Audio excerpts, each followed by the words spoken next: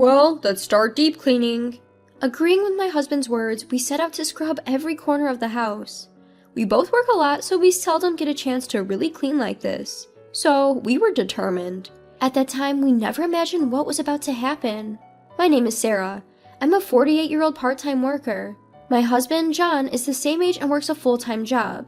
We have a son, but since he started his job, he moved out of state, so now it's just John and me. We moved into this house about 5 years ago. John's dad was getting sicker, and John wanted to be close to keep an eye on him, so we moved to an apartment near his parents' house. However, John's dad passed away just a year later. Despite this, we didn't see a reason to move again, so we've stayed here.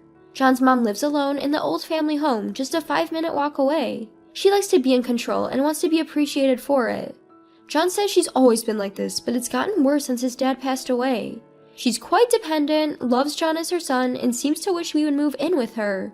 She sees me as an obstacle, but she is afraid of being disliked by her son, so she never says anything outright. The most shocking thing so far was when she brought a hand-knit scarf. It had a big heart on it and was embroidered with John's name. That definitely surprised me. On top of that, it seems she even suggested to John, "Why don't you divorce your careless wife who neglects the housework for her job and live with me?" But ever since John made it clear that he doesn't appreciate his mother's pushy behavior or her habit of making him thank her repeatedly to assert her superiority, things have gotten slightly better, I think. She probably feared being disliked by John. But for me, my mother-in-law is more than just a nuisance. The other day, she brought over a mountain of vegetables, saying, "My friend of a friend gave me these, so I'm giving them to you." Upon closer inspection, they were clearly wilted and starting to rot, entirely unusable. Even when I tried to politely decline, she snapped back. "Are you trying to make me look bad? My friend of a friend worked hard to grow these." I mean, it's a friend of a friend and not a friend of hers. I don't think it should really be a big deal, but apparently it's important for her. She's also brought over strange dishes saying, "I made this, try some." Once I decided to give it a try and it was unbelievably terrible. I'm not sure if she intentionally made it terrible or if she just realized it was terrible after making it and decided to pass it off onto us, but despite her claims of being, "I just like taking care of people," she's mostly just annoying. I can't help but wonder if there's something to be done about her desire for recognition. Since her husband died and she's been alone, I've stayed quiet thinking she must be lonely, but I've been thinking I need to say something before I get crazy. This happened a few days ago and I've spoken a little to John about it. "I wish your mother would stop showing up suddenly, especially with food without checking first. It's quite a bother. Could you maybe talk to her, John?" John, who's less often at home than me, seemed unaware of this, responding, "Oh, really? I thought she always called before coming over." The next day, while I was at work, my mother-in-law called my cell phone. She never calls, so I assumed something was wrong and hurriedly answered. "Sarah, I'm making curry today. What time will you be home? Let me know so I can bring it over," she said, leaving me at a loss for words. That's not what I meant at all. John must have talked to his mom about our conversation from the day before. No one asked her to call and bring food over. What I wanted was for her to stop showing up unannounced and to stop bringing us things. But I guess John must have relayed the message in an indirect way. So I directly told her I wasn't sure what time I'd be home, as I might have to work late and that we didn't need any food because we still had leftovers from the night before. Nevertheless, she said, "Then I'll just leave it at the front door," before hanging up, disregarding my refusal. And sure enough, when I got home, there was a container of curry next to our front door. Who knows how long it had been sitting there? It was left directly on the ground and I was concerned about the sanitation, so I didn't feel like touching it. I decided to tell John about it when he got home. After a while, when John came home, I told him about what had happened with his mom today. John then said, "Huh? I haven't had the chance to talk about it yet. I was thinking of having a proper conversation this weekend." It was weird because I had assumed that he had already talked to her. From that point on, when I mentioned to John, "The grocery store is having a sale tomorrow, could you come with me?" we would run into my mother-in-law at the grocery store. And when John would tell me, "I got movie tickets, it's for a show this weekend in the evening," we would run into my mother-in-law at the movie theater. It was all very strange. Each time we would ask my mother-in-law how she knew we were there, but the answers were always because she heard about the sale, or because she heard that this was a good movie. I'm afraid that she might see my iPhone while I'm away, so I try to hold it wherever I go, but my mother-in-law's frequent visits didn't stop. John and I talked about how creepy it was, but we still had no idea the reason. Then the day came when we started spring cleaning. "We just have this room left to clean," we said, moving on to the final room, the bedroom. In the corner of the bedroom, I realized that plugging into an unused outlet, it was a power strip we didn't know. We knew the outlet was there, but we seldom used it because we don't need much power outlets for the bedroom. And yet, here was this unfamiliar power strip. John and I looked at each other puzzled and wondered, what's this? John then picked it up and pulled it out. As he examined the unplugged power strip, his face went pale. I frowned, unsure of what was going on, and looked at him. John set the power strip down and gestured for me to leave the room. Once we stepped into the living room, John said in a hushed voice, "This might be a bug."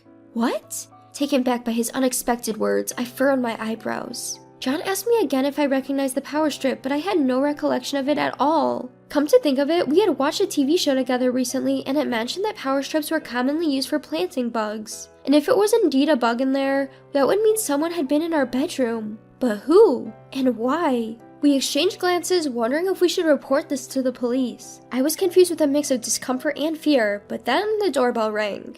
It was my mother-in-law. "Here, this is a sweater for you, John. It's getting colder these days. This will keep you warm, so make sure to wear it," said my mother-in-law, handing over the sweater to John with a smile. She added, "It would be troublesome if you catch a cold again," and that made me confused. We were in the middle of deep cleaning, and once it was done, we planned to wax the floor. The wax would take over half a day to dry, so we told my mother-in-law we were planning to stay elsewhere for the night and asked her to leave. After she left, John and I discussed, and it turned out he was thinking along the same lines. "I wonder, should we report this to the police, even if it is family?" I asked him in a low voice, but John looked conflicted. "It's just that if we call the police over this, it would be embarrassing for the family, and we don't know the purpose." We had suspicions that my mother-in-law might be the one who had planted the bug. We had numerous questions, like how she could have entered and planted it, or why she would do such a thing. But lately, my mother-in-law had a tendency to appear at the locations we were discussing in our bedroom, and like her comment about John's cold, something we hadn't directly told her about made us suspicious. We assumed that my mother-in-law was the perpetrator and discussed how we could gather evidence to either confront her or call the police. After discussing various possibilities, John seemed to have an idea and said, "Leave it to me," then heading off to the bedroom. John took the bug to another room and plugged it into a power outlet. He then covered it with a newspaper and pointed a fan towards it. I was puzzled, but John explained it to me. By covering it with a newspaper and blowing air at it, a rustling sound would be picked up by the bug. Anyone listening would surely think it had malfunctioned. Sure enough, that made sense. If they thought it was malfunctioning, they would either retrieve it or try to plant another one. "Let's see what happens over the next few days." If my mother-in-law found some excuse to visit and managed to get into our bedroom without us noticing, then we could catch her and confront her. Though he had said we should watch for a few days, the incident happened quicker than we had expected. We had told my mother-in-law earlier that we would be out for the night, but due to these unexpected events, we decided to skip the floor waxing, canceled our plans, and stayed home. Then, in the middle of the night, we heard the front door unlock. Surprised, John and I looked at each other, and then the bedroom door opened. I seized the moment and turned on the light. There stood my mother-in-law. "Weren't you supposed to be out for the night?" Stunned, my mother-in-law spoke up. "I canceled our plans," I told her. "We found a bug in our home. We had tweaked it a bit to make it seem like it had malfunctioned, so I thought maybe the perpetrator would come to check on it." With that, my mother-in-law took a step back. However, John was not going to let her get away so easily. He took the key to our home from her hand. "We never gave you a spare key, did we?" At John's words, my mother-in-law turned pale. "So, I thought you'd sneak into our bedroom during your visit, but instead you entered with a spare key and planted the bug? Is that it?" I glared at my mother-in-law. "What is a bug? What are you talking about?" Playing dumb, I went to get the bug. I covered this with newspaper and pointed a fan at it. If you were listening, you'd have heard a rustling sound. You thought it was malfunctioning and came to check on it, didn't you? I spoke with a firm tone, but my mother-in-law simply looked away without saying a word. I'm getting angry.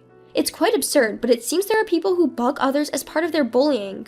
Were you looking for my weak spots? Or did you want to know more about John? Or maybe you missed him. You heard us talking about where we were going, and that's why you often ran into us out and about, right? I understand you might be lonely since your husband passed away, but this is a bit much. Even after I said all this, my mother-in-law refused to look at me.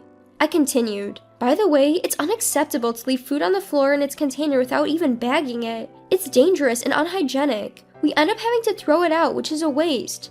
Also, we can't use all those vegetables you bring that are on the verge of spoiling. John, who had been listening all this time, started to nod, then opened his mouth. Oh yeah, and it's really scary to suddenly come here without thinking about our convenience or to be ambushed at our destination.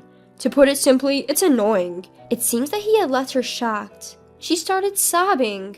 But after Dad passed away, you hardly ever come over, and whenever you do call, it's to tell me not to bring anything or something else that makes me sad. Why do you only care about your father? I just wanted to see you, so I had no choice but to go visit you. And just like you, Sarah said, I thought if I brought things you needed, you would say thank you. But lately, you guys don't ever say thank you.